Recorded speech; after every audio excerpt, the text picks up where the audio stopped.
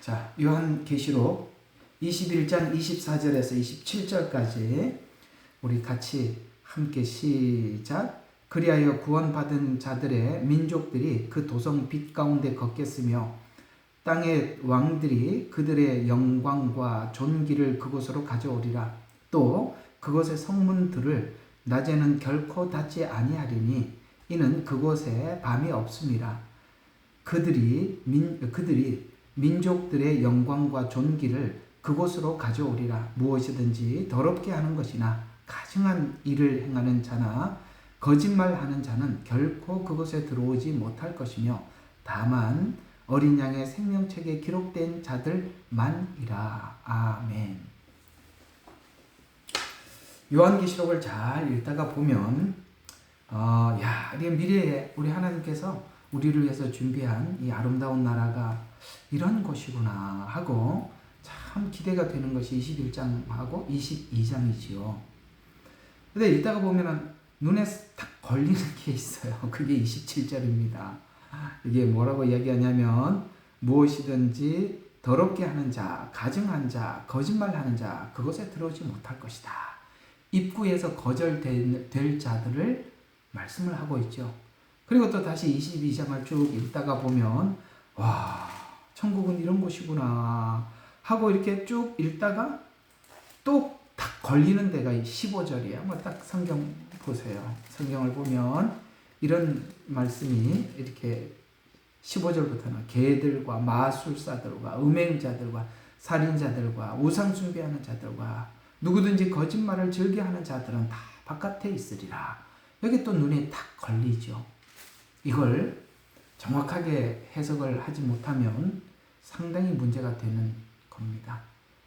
여기서 지금 이렇게 입구에서 거절될 사람들에 대한 목록들은 마치 곧 이 성경이 쭉 설명한 내용을 전체를 이해하지 못하면 마치 이걸 하면 문 앞에서 거절된다라고 해서 마치 지금까지 믿음으로 구원받는다는 말을 쭉 해오다가 이거를 안 하면 거절되고 지옥 간다 이렇게 해서 행위구원으로 순식간에 바뀌어지는 그런 이야기가 될 수 있어서 이 내용은 함부로 풀어서는 안 되고 성경 전반에서 말씀하고 있는 이 말씀들을 종합해서 이 내용을 설명하지 않으면 참 문제가 되는 것이고 또 우리에게 가장 걸림이 되는 말씀이기도 하지요.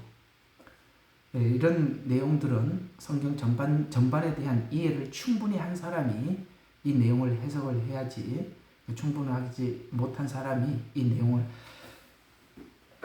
해석하게 되면 큰 문제를 가져올 수 있는 문제이기 때문에 오늘은 여러분들에게 이 내용을 설명하기 전에 여러분 카톡과 텔레그램에 오늘 이 내용을 설명을 합니다 라고 미리 그렇게 올렸던 것입니다. 오늘 잘 들어보시면 이 목록에 대한 이야기를 우리가 귀담아 들어야 하고 또 정리해야 되는 말씀이기도 합니다. 잠깐만요. 어디서 저렇게 마이크 소리가 나서 혹시 안 끄신 분이 있는 것 같은데 제가 한번 쭉 살펴보고요. 껐나 봐요. 예, 잘 끄셨네요. 감사합니다. 자, 오늘 24절부터 자 25절까지 이 내용이 무슨 이야기냐? 도성. 여러분, 대체 신학에서는 천년 왕국이 없어졌어요. 천년 왕국이 없어졌기 때문에 대체 신학으로는 천년 왕국이 사라졌기 때문에 요한계시록 21장에 있는 이 말씀을 해석하기가 할 수가 없습니다. 그래서 천년 왕국이 없어지면 21장과 22장은 어떤 곳은 천년 왕국과 새하늘과 새 땅, 우리가 흔히 말하는 천국을 나누어 놓기도 하고 섞어 놓기도 했거든요. 근데 여기 이제 천년 왕국이라고 나오는 이 말들을 도저히 이해할 수가 없습니다. 예를 들어서 22절을 보시면은 성 안에는 성전이 없더라라는 이 성전이라는 말 또 하나, 그 다음에 23절에 보니까 도성이라는 말이 나오고 24절에도 도성이라는 말이 나오고 25절에도 성문이라는 말이 나오고 그 다음에 민족들이 그 곳으로 가지고 오더라라고 그 곳은 지금 앞에서 말하고 있는 도성 아니겠습니까? 이 천년 왕국에 예루살렘 성전을 이야기하는 거예요. 대체 신학에는 이게 없어졌어요. 이 대체 신학에서는 이것도 없어졌을 뿐만 아니라 알리아 운동도 없어졌습니다. 여러분, 이 알리아에 대해서 거부하고 천년 왕국에 대해서 거부하는 것이 얼마나 큰 문제인지를 우리가 여기서 보게 될 것입니다. 아마도 이렇게 이해하고 복음을 잘못 전하는 사람들은 문 앞에서 거부당하게 될 것입니다. 어떤 부분에 대해서 이런 것이 거부가 되면 자연스럽게 그냥 여러분들은 그냥 알아만 두세요. 그걸 설명을 진짜 오랫동안 들어야 되고 많이 들어야 되고 성경에 대한 충분히 정말 박식해야만이 이 내용이 딱 풀어지는 거예요. 여러분, 이걸 한 방에 알아쳐 달라고 제발 그렇게 이야기하지 마세요. 계속 들어야 됩니다. 엄청나게 많아요, 할 게. 근데 사람들이 너무 단순해요. 그냥 간단하게 알고 싶은데, 간단하게 알고 싶으면서 하나님께서 왜 66권을 썼고 66권 안에 왜 그렇게 비유로 썼고 왜 이렇게 비밀스럽게 우리에게 전달했겠습니까? 쉬우면 한두 장 쓰고 말지. 왜 이렇게 많이 하고 누구는 알아듣지도 못하게 적고 누구는 알아듣게 하고 얼마나 성경을 아는 게 그렇게 힘들 수가 없어요. 그렇게 할 필요가 뭐가 있겠어요? 간단하면. 근데 우리는 너무 간단하게 알고 싶어 하거든요. 그렇게 간단하게 알 것 같으면 목사가 왜 필요해요? 여러분 스스로 공부해도 되는데. 누구는 평생을 바쳐서 성경을 연구하게 하고 평생을 바쳐서 사람들에게 설교하게 하고 왜 그럴 필요가 뭐가 있겠어요? 간단하면. 그렇지 않기 때문에 그렇다 이 말이에요.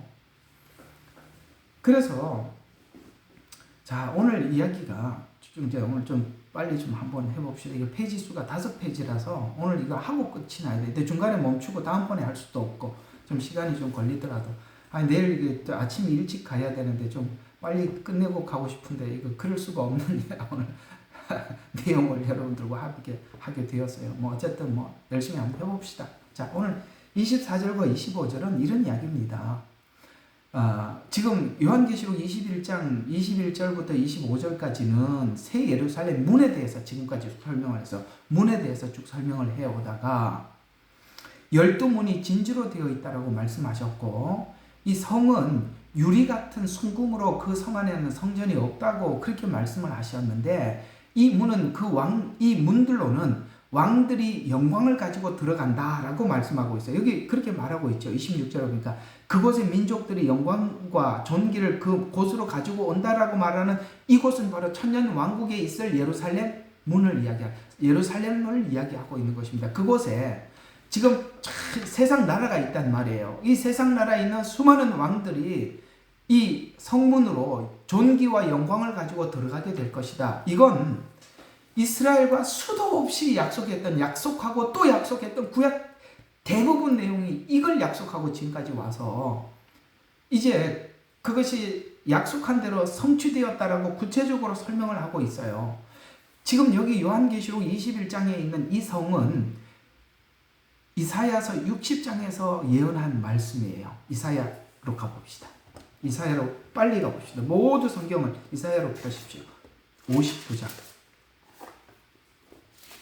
이사야 59장 여기서부터 봐야 돼요. 자, 우리 이사야서 59장 18절부터 한번 쭉 보시면 이런 말씀이 쭉 이어져 가고 있습니다. 자, 보세요. 16절부터 한번 봐요. 내가 잘못 적었네요. 자, 16절부터 보면 이렇게 이야기합니다. 주께서 사람이 없음을 보시고 중보자가 없는 것을 이상히 여기심으로 자기 팔로 자신에게 구원을 가져왔고 자신의 의 곧 그것으로 자신을 지지하였도다. 그는 의의 흉배를 입으시고 구원의 투구를 자기의 머리에 쓰시며 복수의 의복을 입으시고 열심으로 겉옷을 입어. 이게 무슨 말이냐면 지금까지 여러분 이사야서가 몇 장까지 있어요? 66장까지 있죠. 그렇죠. 지금까지는 어떤 설명을 쭉 해왔냐면 하나님께서 하나님이 우리를 구원하신다고 계속 이렇게 이사야가 예언해 오다가 이것을 인간이 죄를 지어서 구원은 해야 되겠는데 이 구원을 할 사람이 없다는 거예요. 아무도 우리 인류를 구원할 사람이 없어서 오늘 그렇게 주께서 사람이 없음을 보시고 아시겠어요? 우리 인간 중에 누군가가 구원자가 아무도 없다는 거예요. 구원의 필요성을 설명을 하다가 인간 중에는 인간을 구원할 사람이 없다는 것을 사람이 없음을 보시고 중보자가 없는 것을 이상히 여기므로 자, 이제는 주님이 우리를 구원하기 위해서 자기 자신이 준비하고 있다는 거예요. 우리를 구원하기 위해서 자기가 준비한다는 거예요. 그 얘기예요. 그래서 자기 팔로 자신들의 구원을 가져왔고, 아시겠습니까? 주님의 팔로 우리를, 팔이라는 말이 나올 때마다 하나님의 능력을 이야기하는 것입니다. 그분이 우리를 구원하시기 위해서 준비하신대. 뭘로 준비하신다고요? 자신의 의, 그것으로 자기를 지시하였도다. 그래서 흉배를 입고 그 다음에 투구를 쓰고 복수의 의복을 입었고, 이거 어디 나오는 이야기죠? 에베소서에 이 투구 이런 거 이거 나온 거 그 얘기잖아요. 예수님께서 우리를 구원하시기 위해서 지금 자기 자신을 무장하고 있는 겁니다. 왜요? 육신을 입고 오면 이 육신을 입었기 때문에 어떻게 합니까? 사단이 시험을 했죠. 구원의 투구를 쓰고 의의 흉배를 입고, 아시겠습니까? 예수님도 무장하고 오셨다는 거예요. 우리를 구원하기 위해서. 지금 예수님께서 우리를 구원하기 위해서 그야말로 이렇게 무장하고 있는 모습을 쫙 보여주고 있습니다. 그러면서 복수의 의복을 입으시고 열심으로 겉옷을 입고, 그 다음에 18절에 보니까 그들의 행실을 따라 그렇게 갚으시되 대적하는 자들에게는 분노로 하시고 그의 원수들에게는 보복하실 것이요 섬들에게도 보복하시래. 무슨 말이에요? 예수님께서 이 땅에 오시는 것은 이제 심판받을 자들을 심판하기 위해서 오시겠다는 얘기예요. 이게 예수님이 오셨을 때 뭐라고 얘기했어요? 나무 뿌리가 도끼에 말을 거꾸로 했네. 도끼가 나무 뿌리 위에 올려져 있으니 열매 맺지 못하는 나무마다 찍어 불에 던지오리라. 여러분 성경에 나와 있죠. 예수님이 온 것은 불과 성령으로. 불은 뭡니까? 심판. 성령은 뭐죠? 구원. 주님이 오신 것은 오늘 18절에 심판하러 오셨고, 또 19절에는 어떻게 하러 오셔요? 19절은 그리하여 그들은 서쪽으로부터 주를 이름을 두려워할 것이며 주를 경외하는, 주님을 기다리는 사람들에게는 태양이 떠오르는 것으로부터, 이거 태양이 떠오르는 것으로부터 그 영광을 두려워하리라. 이거 말라기에 나왔던 이야기죠. 의의 태양이 떠올라서 외양간에 송아지같이 뛰리라. 구원을 기다린 사람들은 시므온이 주님을 오신 것을 보고, 침례 요한이 예수님 오신 것을 보고 기뻐 맞이한 것처럼 주님이 오신 것은 세상이 심판받을 자들과 구원받을 자들을 나누기 위해서 오셨다는 거예요. 자신이 무장해서 오신다는. 지금 여러분 지금 어떤 그림을 연상을 하셔야 돼요. 지금 갑옷을 입고 주님은 지금 각오를 하고 중무장을 하고 오시는 겁니다. 와서 구원받을 자와 심판받을 자를 나누러 오시겠다라고 하면서 그 영광을 떠올리리라. 원수가 물처럼 올 때에 주의 영이 그것을 대적하여 깃발을 올리리라. 영이 오신다. 예수님께서 오셔서 구원을 완성하시고 성령을 보내주셨죠. 이건 지금 16절부터 19절은 예수님께서 하실 사역을 자세히 설명을 하고 있는 것입니다. 오신다. 아시겠어요? 이 땅에 오신다. 우리를 구원하기 위해서 오신다. 심판받을 자들 심판하신다. 구원받을 자들을 구원하신다. 그리고 뭘 하신다고요? 구원받을 자들에게 하나님의 영을 부어주신다. 하나님의 영을 부어주셔서 우리는 하나님의 영을 받게 되었고, 이 영을 받은 우리들은 이제는 영원을 향해서 나가는 것입니다. 하나님의 성령이 우리 마음속에 있는 사람들. 그래서 20절에 이어서 계속 이렇게 말씀하고 있습니다. 그분은 어디로 오신다고요? 필연적으로 구속주가 시온에서 야곱 안에서 허물로 떠난 자들에게 오시리니 이스라엘에 오신다는 거예요. 이스라엘에. 예? 초림도 이스라엘에 오셨고 심판할 때도 이스라엘로 온단 말이에요. 왜? 이렇게 알리야가 분명히 여기서 수도 없이 이야기했는데, 정말 난 참 너무 이상해. 예? 이게 도대체 성경을 보고 성경을 믿는 건지, 어떻게 알리야 운동을 하는 사람들을 이단이라고 이렇게 얘기를 하는데 그걸 믿고 이단이라고 그렇게 생각하는, 난 정말 알 수가 없어요. 계속 봐요. 21절. 나에게는 그것이 그들과 함께한 나의 언약이라. 지금 하나님께서 이스라엘과 했던 언약이래요. 그러면서 주가 말하노라. 내 위에 있는 나의 영과 내 입에 둔 내 말들이 내 입에서와 내 씨의 입에서와 내 씨의 입에서 이게 무슨 말입니까? 지금 그건 뭔가요? 이스라엘에게 계속 전하고 내려왔던 구약에서 계속 하나님이 약속해왔던 그것 아니냐 이 말이에요. 내 씨의 입에서 입으로 예언 계속되었다 이 말이에요. 맞죠? 구약의 예언대로 주님은 이스라엘 땅에 오셨고 마지막 재림 때도 이스라엘에 오실 것이라는 거예요. 그거 수도 없이 예언을 통해서 계속 이어져 왔던 것이다. 이제부터 영원토록 떠나지 아니하리라 주가 말하노라. 와, 주님이 약속한 거 하나님이 이루신다는 거예요. 내가 말했다는 거예요. 하나님이 말을 했다는 거예요. 여러분 그거 믿으시잖아요. 우리는 이거 빼면은 시체에 아무것도 없는 거고 이거 있으면 전부 다 있는 거예요. 주님이 그렇게 말씀하시고 주님이 이루어 가시는 것입니다. 그래서 이제는 천년왕국이 왔어요. 여러분 그래서 60장 1절은 교회 이야기가 아니라 천년왕국 이야기라고요. 예? 지금 이 이사야서 60장 1절을 지금까지 계속 교회라고 설명을 해왔단 말이에요. 교회여 일어나라 빛을 비추라 이는 내 빛이 왔고 주의 영광이 내게 솟았습니다. 그 다음에 보라 어두움이 땅을 덮을 것이며 심한 어두움이 내 백성을 덮으리라. 그러나 주가 그 위에 일어날 것이요 그의 영광이 내게 나타 이방인들이 내 빛으로 올 것이요 왕들도 너를 솟아나는 광명으로 오래. 이걸 교회로 설명을 하면 2절에 3절에 그러니까 아니 어디야? 3절에 이방인들이 내 빛으로 올 것이요. 여러분 교회가 이방 가운데 세워졌는데 어떤 이방이 또 여기 온다는 거예요. 말이 안 맞잖아요. 어때요? 60장 1절이 천년왕국이라는 거 아시겠어요? 교회가 이방에 세워졌는데 이방이 어디로 온다는 거예요 도대체? 여기 지금 이사야서는 이스라엘과 하나님과의 약속을 이야기하는 거예요. 교회 이야기가 아니에요. 이 교회가 나오지도 않았다고요.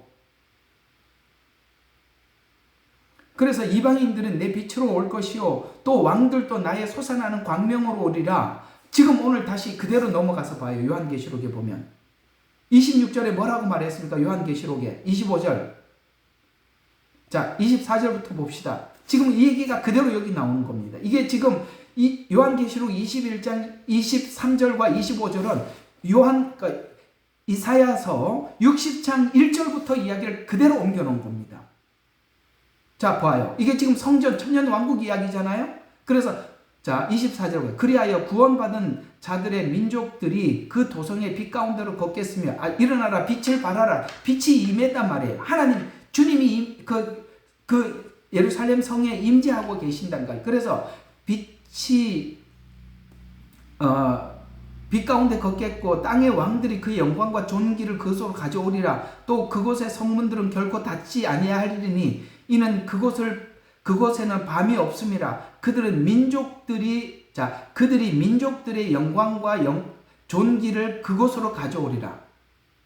여기서 말하는 왜 민족이라고 표현합니까? 이스라엘 외에 다른 민족들이 영광과 존귀를 가지고 이스라엘에 계시는 그 하나님 앞에 예수님 통치하는 그곳으로 올라온다 이 말이에요. 스가랴에서 나왔죠. 그 민족들이 올라와서 하나님 앞에 예배하러 올 것이라고. 지금 이사야서 60장은 이미 쭉 복음을 설명을 하다가 60장에서는 천년왕국에 대해서 약속하고 있는 거예요. 지금 이사야에게만 약속한 게 아니라 수많은 선지자들에게 아까 입에서 입으로 내 씨와 씨에게 계속 말했대. 내 씨는 지금 이스라엘을 이야기하는 것입니다.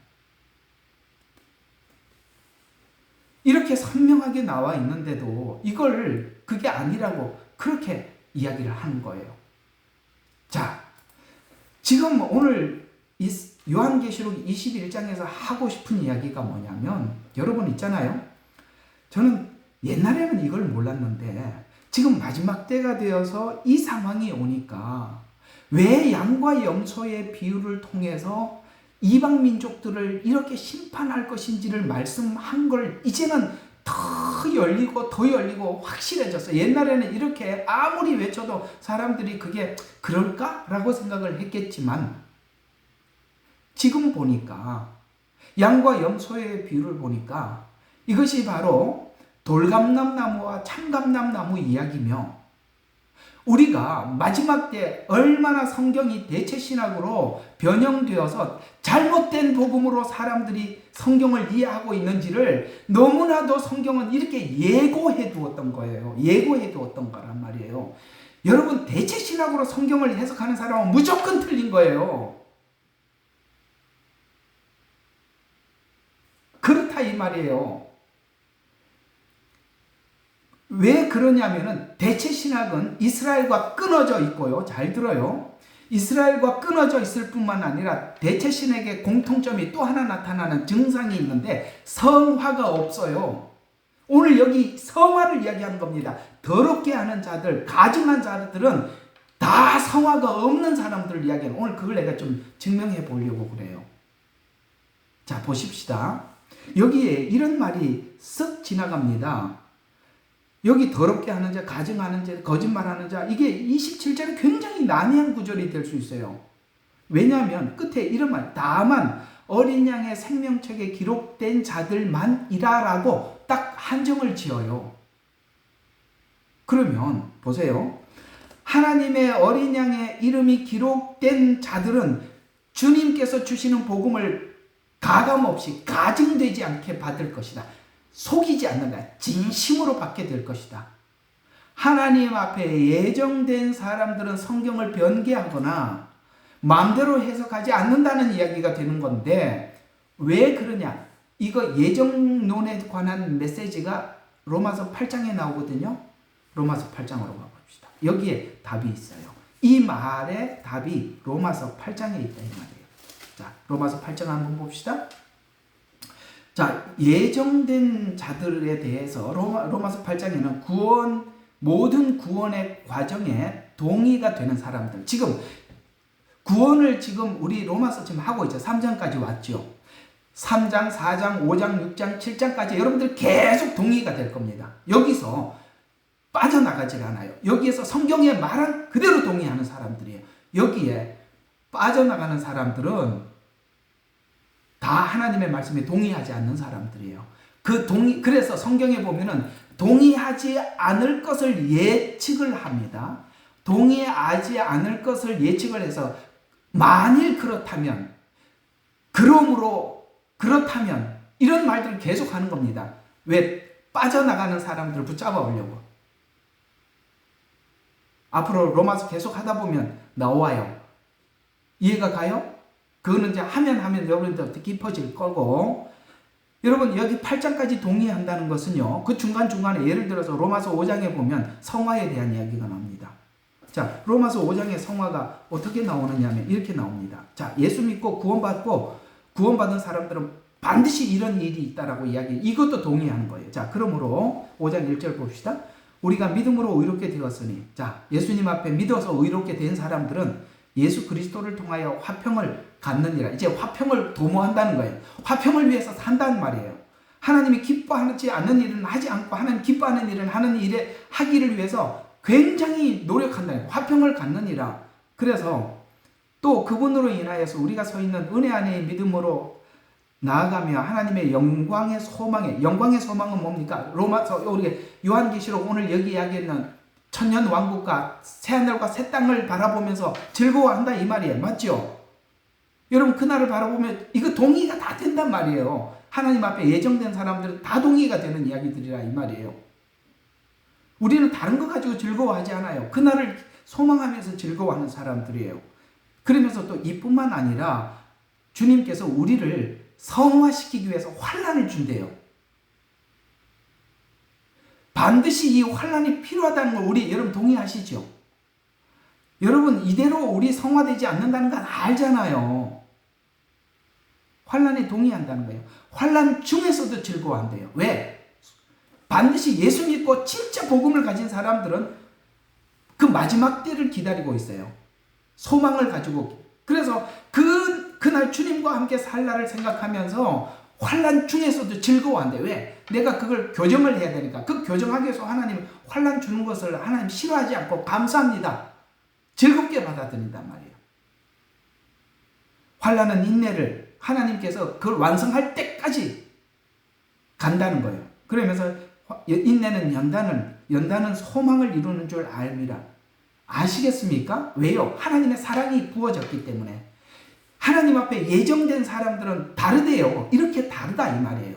예? 중간에 빠지지 않고 잔머리 굴리지 않고 예수 믿는다 이 말이에요. 오늘 누가 잔머리란 말 잘해 주셨는데 잔머리 안 굴린다 이 말이에요. 예? 요리 빠지고 조리 빠지고 자기 마음대로 해석하고 그러지 않는다 이 말이에요. 이런 걸 다 동의한다는 말이에요. 그래서 예정된 사람들은 하나님을 사랑하는 사람들. 오늘 다시 그 로마서 8장으로 아까 이제 8장에서 확인해야 된다고 그랬죠. 28절부터 한번 봐요. 자, 28절부터 이렇게 이야기합니다. 우리가 알거니와 우리도 안대요. 예? 예정된 사람들은 다 안대요. 뭘 아는지 봐요. 하나님을 사랑하는 자들. 여러분 예정된 사람들은 하나님을 뭐 하는 사람들이에요? 믿는 자라고 표현하지 않고 여기 와서는 사랑하는 자들이라고 표현하고 있어요. 여러분 예정된 사람은요 하나님을 사랑한대요. 또 예정된 사람들은 어떤 사람들이 모든 것을 합력해서 선을 이루는 것을 믿는데요. 그 합력이 뭐죠? 여러분이 만난 모든 사람들이 어떤 사람들은 여러분들을 환난을 주기 위해서 만나고 그렇죠? 환난을 통해서 우리를 변화시키기 위해서 아프게 만나는 사람들 그것도 다 하나님이 합력해서 선을 이루는 한 과정 안에 있다는 걸 우리가 알고 받아들이죠. 맞죠? 이렇다면 이게 다 동의가 된다 이 말이에요. 아이고 하나님 저 인간 내가 싫어요. 떠나가게 해주세요 라는 게 아니라 그런 사람들의 지적을 통해서 자기 자신을 가다듬는데요. 이게 진심으로 믿는 사람들이 이게 다 동의가 되는 사람들이 합력하여 선을 이룬다는 것도 안 돼요. 또 예정된 사람들은 하나님의 이 목적 지점도 안 돼요. 어떤 목적 지점이냐면 29절 뒤에 봐요. 그 말은 자 예정하셨으니 하나님 그분께서 아신 자들을 자기의 아들의 형상과 일치시키려고 예정했다는 것도 안 돼요. 예수님 닮게 하려고 우리를 구원했다는 것도 안다 이 말이에요. 알았어요? 성화를 부정하지 않는다 이 말이에요. 여러분 있잖아요. 구원을 그렇게 외치면서도 한 번 구원은 영원한 구원은 좋아요. 그렇게 외쳤다고 합시다. 그러면 성화를 설명하지 않는 건 가짜다 이 말이에요. 하나님의 그 아들과 형상과 일치시키려고 구원을 하셨다고 말씀하고 있는데 성화에 대해서 이런 방구도 없는 거 가짜 복음이라 이 말이에요. 하나님께서 예정한 사람은 이것도 안다는 거예요. 예수님과 닮게 하려고. 아니 신부와 신랑이 뭔가 좀 닮아야 같이 살 거 아니에요? 전혀 다른 사람끼리 어떻게 같이 살아요? 됐어요? 이해가 가요? 우리가 자꾸 교리적으로 이야기하지 마세요. 진짜로 예수님을 믿고 거듭난 사람들은요, 이걸 다 동의한대요. 사랑에 대해서 동의합니다. 합력하여 선을 이룬다는 것도 동의해요. 또 뭐도 동의해요? 예수님 닮게 하기 위해서 하나님께서 우리 인생 속에 개입하셔서 지금 작업 중이라는 것도 동의한대요. 예? 헛소리 하지 말고. 이게 진짜 예수님을 영접한 사람들 속에서 나오는 동의라는 거예요. 그래서 30절에 이렇게 이야기하는 것입니다. 그리하여 예정하신 그들을 또한 부르시고 부르신 그들을 잘 들어봐요. 의롭게 하시고 의롭게 한 자들을 성화시키는 게 아니라 뭐로 바로 넘어갔어요? 영화롭게 하느니라. 성화에 대해서는 왜 빠져있지요? 성화를 누가 안다는 거예요? 우리가 알고 있다는 거예요. 그걸 굳이 쓸 필요가 없다는 얘기예요. 정혼을 한 예수님께서 결혼할 날을 안다는 거예요. 신부가 그걸 모를 리가 없지요. 그래서 성화가 빠져 있고 최종 목적지가 영화라는 걸 알고 간다 이 말이에요. 예? 하나님의 플랜이 하나님께서 구원받은 자들을 향해서 이런 계획을 가지고 있다는 것을 동의하는 자들이 누구다? 예정된 자들이라. 됐습니까? 딴소리 하지 말고, 예? 우리 각 개개인에게 물어봐라는 거야. 당신이 정말 하나님 앞에 예정된 자라면 이런 부분에 대해서 동의하고 그 일을 하나님이 하고 있다는 걸 안다. 31절. 그러면서 우리 믿는 사람들에게, 예정된 사람들이 가지고 있는 담대한 믿음에 관해서 이렇게 성경은 설명해 가고 있습니다. 31절을 보시면 피조물 자체도 썩어진 31절 왜 여기 나와요? 그렇다면 이런 일에 대하여 우리가 무슨 말을 하리요? 하나님께서 우리를 위하신다면 누가 우리를 대적하리요? 주님께서 그 일을 위해서 우리를 위해하고 있다는 거예요. 위해주고 있다는 거예요. 아시겠습니까? 예. 그래서 우리가 막 방해하는 세력들에 대해서 우리가 과감하게 믿음으로 물리친다는 거예요. 그 다음에 32절을 보면은 우리가 분명하게 믿고 있는 믿음이 아들을 아끼지 않고 우리 모든 사람을 위하여 내주신 분이 어찌 그 아들과 함께 모든 것을 값없이 성화되기 위해서 필요한 것을 하나님께서 아들을 주셔서 우리를 거룩하게 하기 위해서 이 일을 시작했는데 우리가 거룩하게 되기 위해서 필요한 것들을 하나님이 뭘 안 주겠냐 이 말이에요. 여러분 거기에 대해서 믿음이 확고하다는 거예요. 예? 예정된 사람들은. 그래서 33절이니까 하나님께서 택하신 자들을 예정한 사람들을 누가 혐의를 씌우리요 의롭게 하시는 일은 하나님이시다. 이걸 확고하게 믿고 우리가 거룩해지고 흠없게. 그래서 여기 로마서 8장에서 설명한 이 말을 에베소서 1장에 간략하게 이렇게 싹 지나갑니다. 모든 성경이 그렇게 우리에게 성경을 구원을 설명해 주고 있어요. 에베소서 1장 3절과 4절만 봅시다. 4절과 6절만 보겠습니다.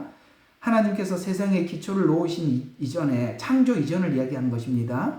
우리를 사랑하시는 그분 안에서 뭘 한다고요? 거룩하고 흠없게 하시려고 그분 안에서 우리를 택하여 오늘 여기 로마서 8장으로 표현하자면 예정했다 이 말이에요. 근데 예정을 뭘 위해서 예정하셨다고요? 거룩하고 흠없게 하시려고. 아까 여기서는 뭐라고 말씀하셨죠? 그 아들의 형상을 본받게 하려고. 똑같은 이야기입니다. 여러분 구원에 성화가 빠져 있다고요? 그게 가짜예요. 그 사람들이 오늘 여기 가증한 사람들이요, 더럽게 하는 자들이요, 거짓말하는 자라고 지적하고 있는 것입니다. 여러분 이단이 뭐지요?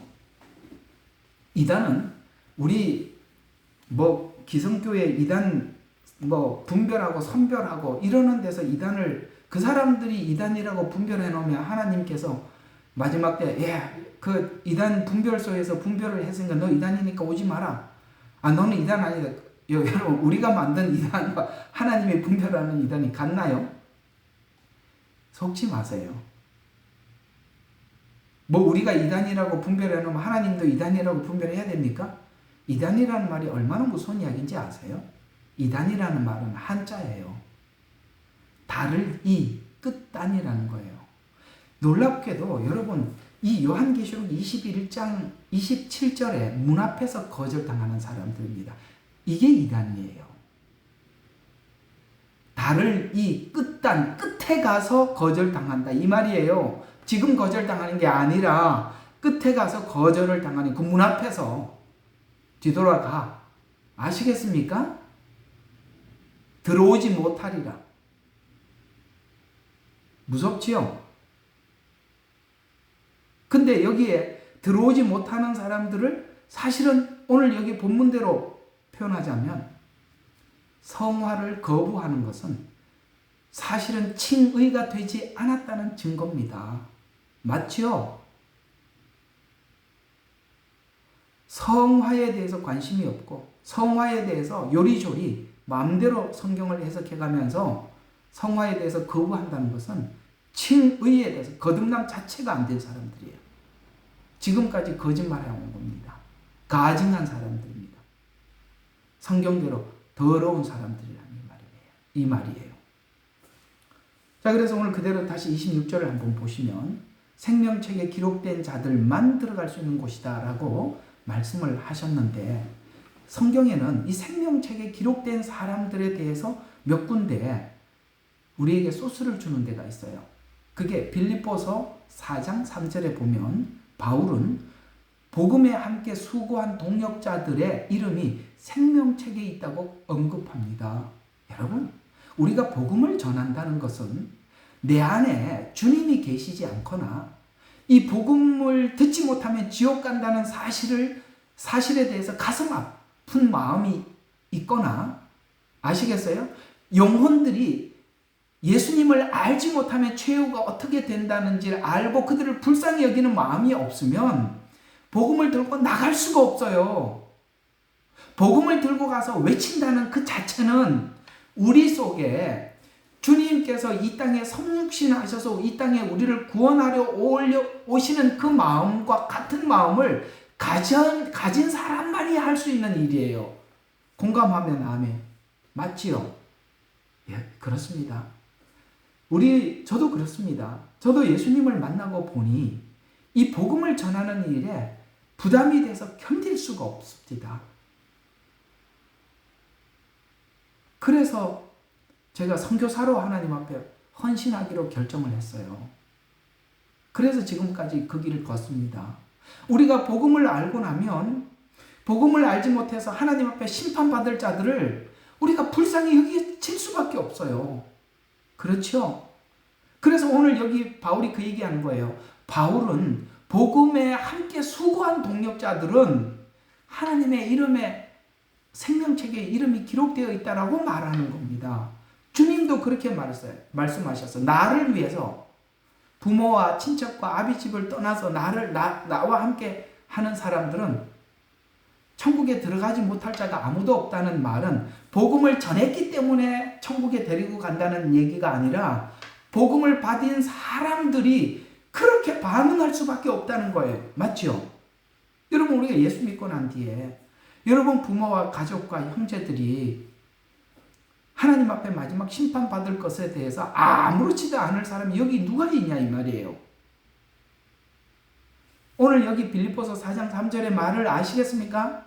복음을 전한다는 것은 그런 마음이 우리 마음속에 불타오른다는 것입니다.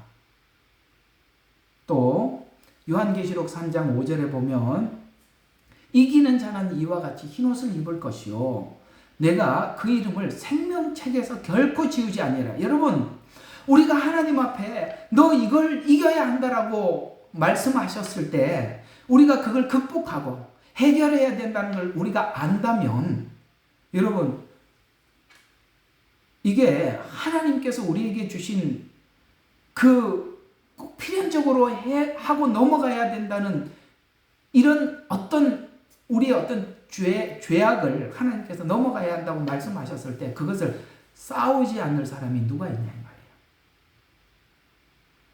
하나님께 주시는 어떤 죄에 대한 부담, 우리가 하나님 앞에 해결해야 될 문제에 대해서 오늘 여기 이기는다라는 말은 거기에 대해서 싸운다는 얘기입니다. 우리 죄에 대해서 싸울 마음이 없을 수가 없지요.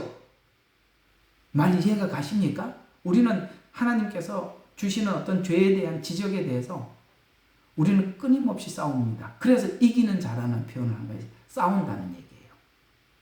그것을 위해서 정말 애를 쓴다는 얘기가 되는 것입니다. 그래서 이기는 자는 이와 같이 흰옷을 입을 것이요 그 이름을 생명책에서 결코 지우지 아니하리라. 이해가 가십니까? 거듭난 사람은 복음, 믿지 않는 사람들의 영혼에 대한 부담, 자기 자신의 죄에 대한 해결을 위한, 자기 자신의 죄의 문제의 해결을 위한 부담, 이걸 안 가질 수가 없다는 겁니다. 만약에 그걸 갖지 않는다면 가증한 사람입니다. 여기 표현한 대로 거짓말한, 자기 자신을 속이는 자입니다. 아시겠습니까? 이게 무슨 뜻인지? 거짓말, 가증하다는 것은 뻔한데도 아닌 척하는 거예요. 그럴 수가 없는 거예요. 주님을 사랑하는 사람은 그렇게 할 수가 없어요. 또 요한복음 1장 12절 영접하는 자 곧 그 이름을 믿는 자들에게는 하나님의 자녀가 되는 권세를 주었다라고 말씀해요. 믿는 자, 영접했다. 영접했다는 것은 주님을 내 마음속에 모셔드렸다는 거예요. 여러분 여기 믿는 자라는 말로만 지나가지 않고 영접이라는 말을 했다는 걸 아셔야 됩니다. 영접했다는 것은 내 마음 중심에 모셔드렸다라는 뜻입니다.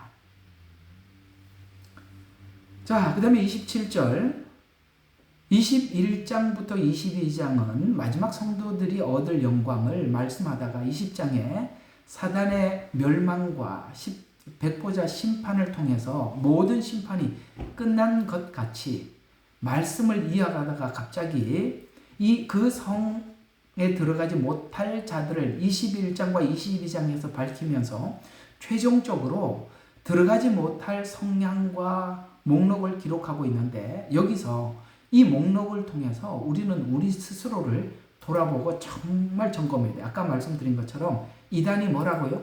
달을 이 끝단이라고요. 끝에 가서 마지막에 가서 아니구나. 정말 심각한 거지요? 그렇죠? 그걸 보면 이런 이야기가 되는 것입니다. 이것이 절대 행위구원이라는 얘기가 아닙니다. 이 행위구원으로 설명하는 분은 성경이 설명하는 게 뭔지 아무것도 모르는 사람입니다.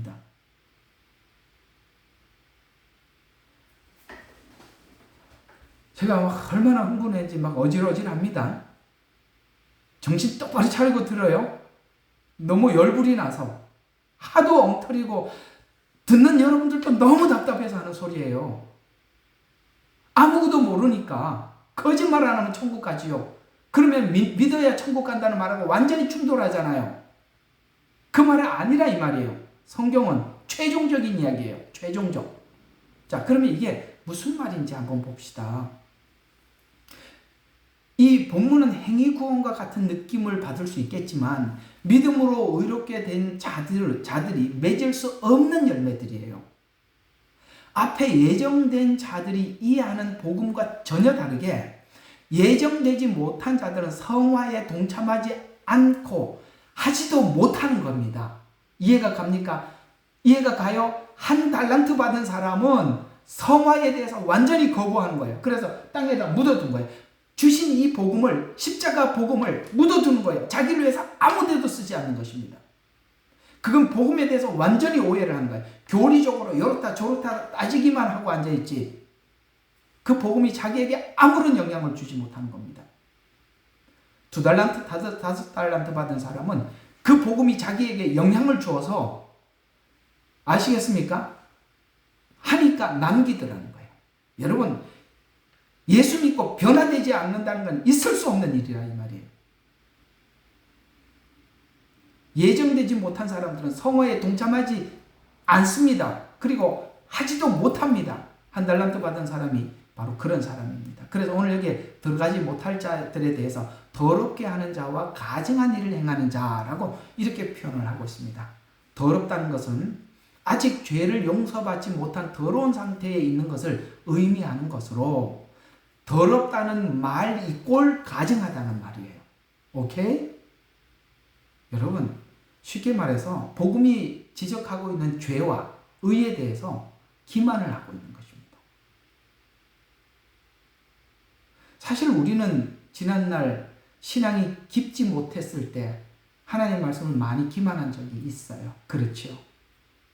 예.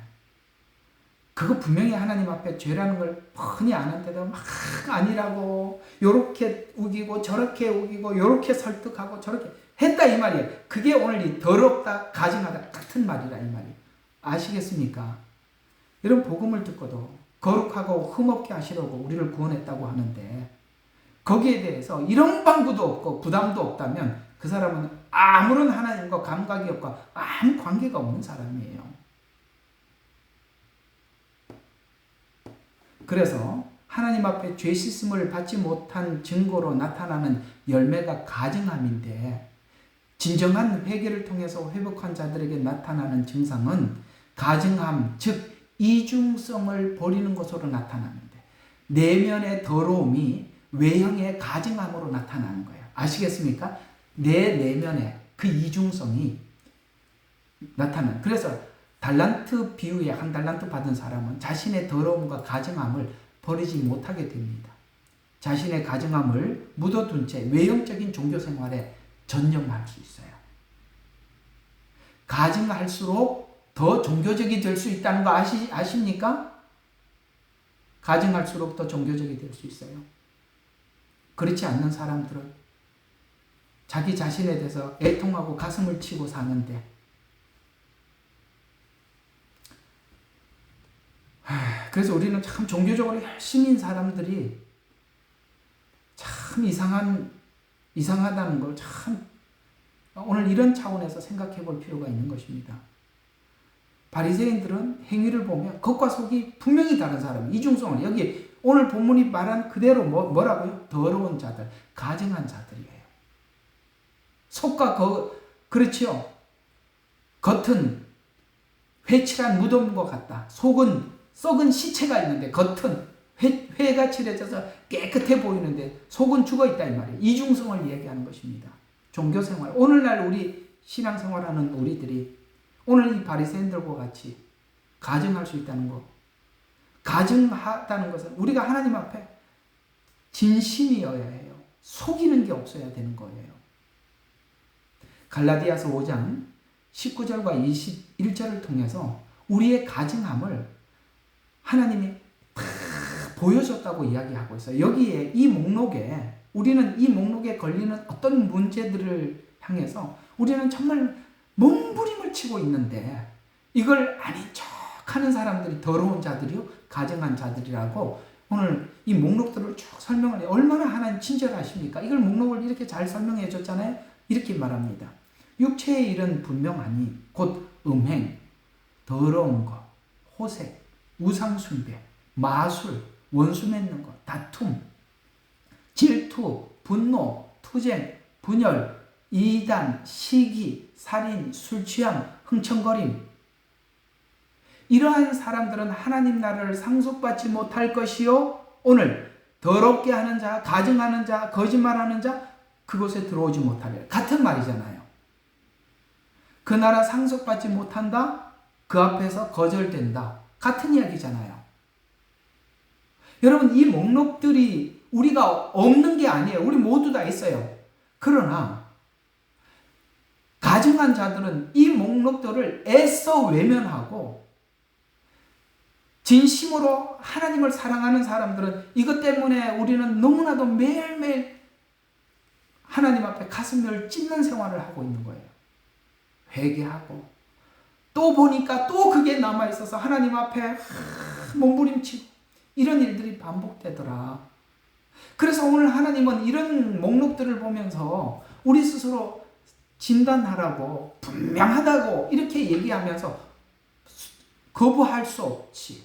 분명하다고 목록들을 말해주고 있는 거예요. 하나님 얼마나 친절하게 말씀해 주셨어요. 음녀들과 같이 변명할 수 없고 분명하게 말씀해줘. 음녀와 같이 다른 것에 눈을 돌리는 음행, 우상 숭배를 기반으로 한 육체를 중심으로 한 악행을 의미하는데 이런 일들은 복음을 받아들이지 않는 자들에게 자연스럽게 나타나는 열매, 곧 음녀가 하는 행동과 같은 행동이 자연스럽게 드러나더라는 것이에요. 왜? 그는 신부가 아니기 때문에.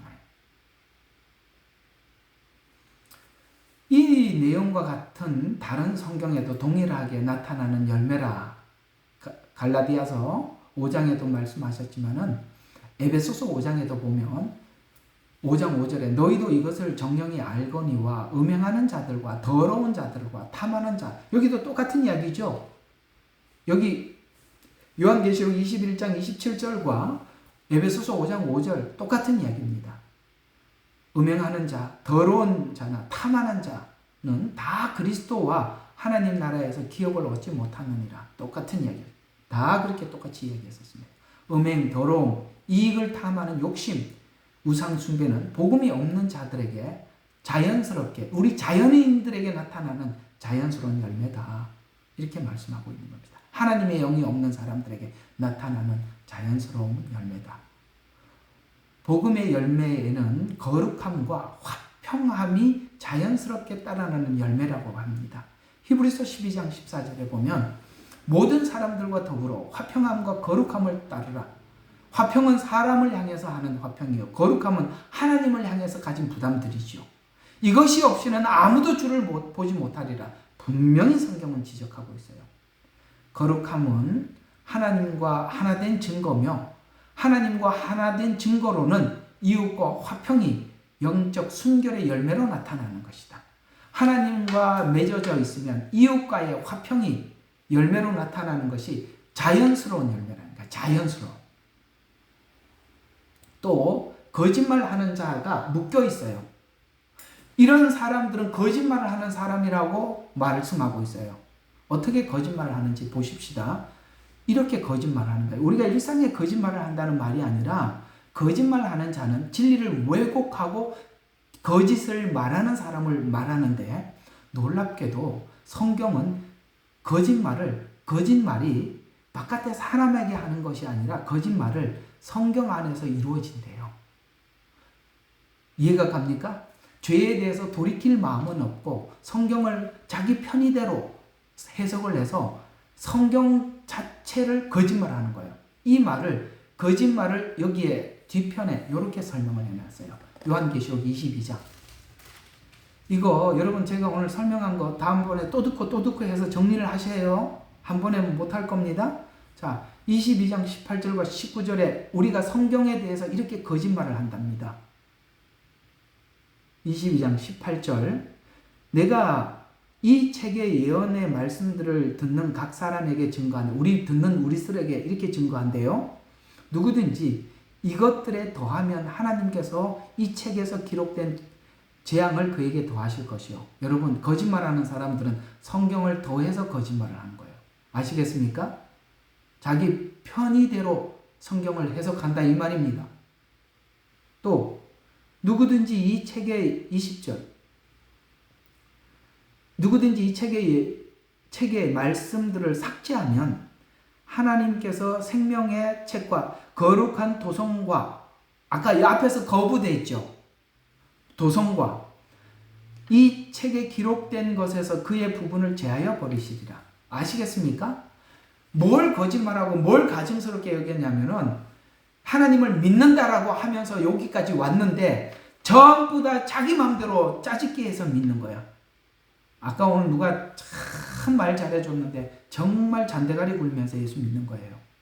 예?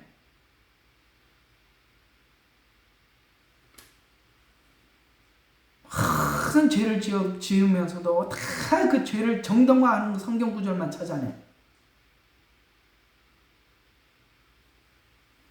그게 거짓말하는 거라고 말하고 있어요.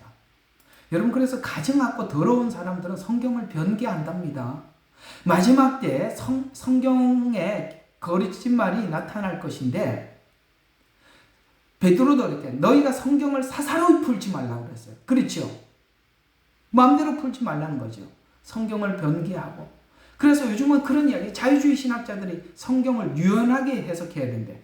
여기서부터 딱 여러분들이 무슨 작업을 하는지 딱 들통이 났어요. 그렇죠? 여러분, 성경을 유연하게 해석해야 됩니까? 내가 지금 설교를 하면서 하도 화가 나서 머리가 어지러워지래. 유연한 성경 해석, 사회주의 관점에서 세상을 희한한 해석들이 나와가지고 대체신학, 이런 것들이 다 뭡니까? 말씀을 더하거나 빼기 위한 작업에서 나타날 것이라고 성경은 얘기하고 있어요. 우리는 죽어도 성경을 함부로 해석하지 않습니다. 내가 아무리 마음에 안 들더라도 아멘입니다.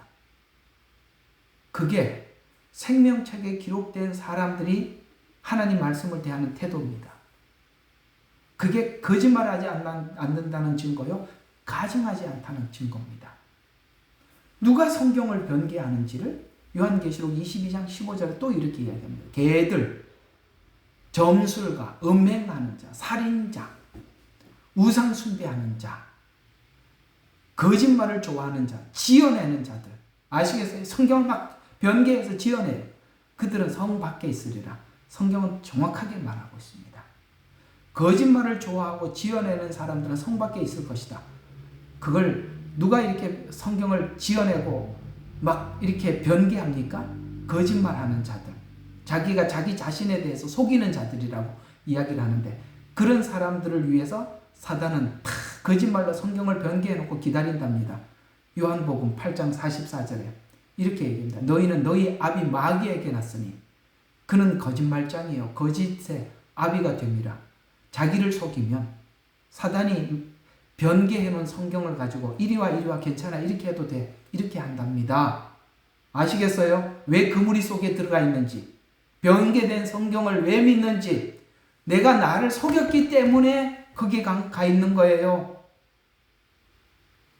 그래서 성경을 자기가 믿고 싶은 대로 믿기 위해서 사사로이 풀려고 하는 시도는 항상 있어 왔습니다. 하와가 사사로이 성경을 풀게 된 목적도 자기 욕심과 교만 때문에 그 말을 받아들였다는 거 우리 알고 있지요. 오늘날 믿는 모든 사람들이 성경이 변개된 것도 전부 다 자기 욕심과 교만 때문입니다. 변개된 성경을 누가 받아들이냐? 오늘 여기 목록들을 개가 받아, 개들. 성경에는 개를 이렇게 표현하고 있어요. 개는 토한 것을 다시 먹는다. 이게 무슨 말이죠? 회개와 돌이킴을 거부하는 사람들이라는 거예요. 개. 아시겠어요? 가증하고 속이는 사람들은 개래요. 회개할 마음이 없는 사람들입니다. 말로만 회개하고 아무 생각 없이 또 먹고 또 회개하고 또 먹고 그걸 반복하더라. 그 다음에 점술가. 여러분, 점술가는 어떤 사람이냐? 말씀을 자기 유익을 위해서 사용하는 사람들이에요. 예? 이렇게 하면 복 주고, 하나님 이렇게 하면 돈 주시고, 하나님 이렇게 하면 뭐 주고, 자기를 위해서 성경을 쓰는 사람들. 점술가.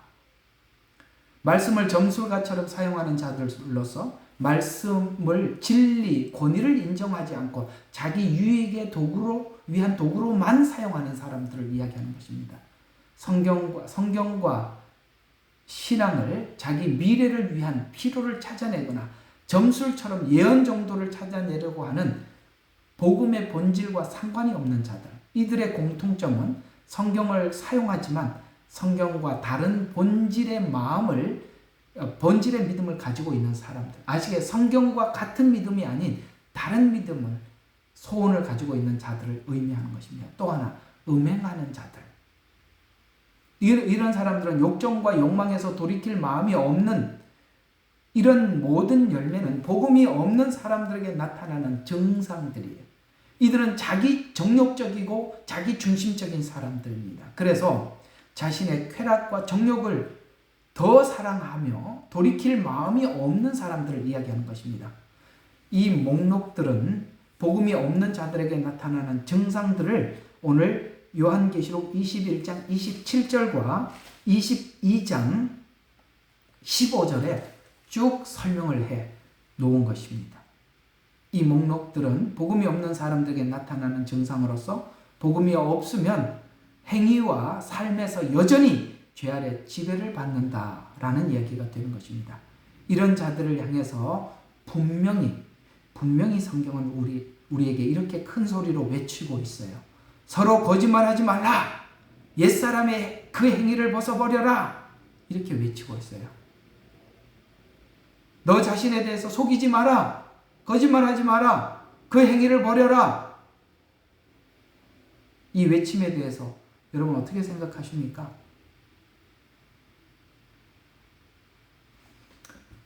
변화를 거부하는 자들은 곧 거짓말하는 사람이요 자기를 속이는 사람이다. 이렇게 되는 것입니다. 어떻습니까? 이해가 되십니까? 은혜가 되시지요? 여기 이런 목록들은 이렇게 했기 때문에 들어가지 못한다라는 것이 아니라 예수님이 마음속에 없는 사람들에게 나타날 수밖에 없는 증상이 아니냐라고 우리에게 되묻고 있는 것입니다. 사랑하는 여러분, 저와 여러분의 예수님을 믿고 난 이후에 주님께서 우리에게 부탁하시고 요구하시는 이 모든 부탁과 요구에 대해서 여러분 얼마나 부담을 가지고 계시며 얼마나 하나님 앞에 몸부림치고 계십니까? 여러분들에게 그런 부담이 있고 나아가서 아직도 예수님을 알지 못하는 영혼들을 향해서 간절함이 있다면 아마도 하나님과 같은 마음을 가지고 계시는 분일 것입니다. 누가 복음을 전하고 누가 성경을 설명을 하더라도 구원을 이야기하더라도 성화가 빠진 복음을 설명하거들랑 그게 가짜인 분명한 증거라고 이해하시면 되는 것입니다. 우리 같이 들은 말씀을 기억하면서 우리 한 목소리로 잠깐 한번 기도합시다. 한번 기도하겠습니다. 사랑의 하나님 아버지, 감사합니다. 이단이란 우리가 목록을 정해놓고 이러이러한 교리를 전파하는 사람은 이단이다라고 우리가 정한 것 안에서 이단이 선별되는 것이 아니라 참된 이단은 성경을 자기 마음대로 해석하는 자들이요. 자기 마음대로 해석하는 이유는 하나님 자기 안에 있는 죄를 하나님 앞에 내어놓지 못하는 가증한 거짓말장이 됩니다. 음행하는 자들이고 개들이라고 점술가들이라고 말씀하고 있습니다. 그들은 한 번도 하나님의 요구 앞에 부담을 가지지 않고 그 모든 것은 자기를 위해서 쓰고 있습니다. 예수님께서 이 땅에 오셨을 때 너희가 성경에 영생이 있다고 성경을 묵상하지만 성경은 내게 관해서 말하는 것이다 라고 말씀을 하셨습니다. 그들이 성경을 통해서 영생만 찾으려고 했기에 예수님이 와도 아무도 알아보지 못했듯이 성경을 자기를 위해서 쓴다면, 구원을 위해서만 성경을 보고 있다면 예수님이 다시 오실 예수님을 보지 못하게 될 것입니다. 주님, 성경 속에 우리에게 참 많은 교훈을 주고 있음을 기억하게 도와주시옵소서. 하나님 앞에 예정된 자들은 하나님을 사랑하는 자들이요, 합력하여 선을 이루시는 하나님을 믿고 받아들이는 자임을 성경은 말씀하고 있음에 하나님 우리가 인정하게 하옵소서. 감사합니다. 문 앞에서 거절당하는 자 아무도 없게 도와주시옵소서. 우리를 권하신 예수 그리스도의 이름으로 기도드렸습니다. 아멘.